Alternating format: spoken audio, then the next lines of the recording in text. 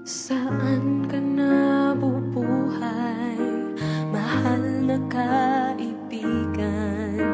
Sa Diyos ba o pansarili lamang? Saan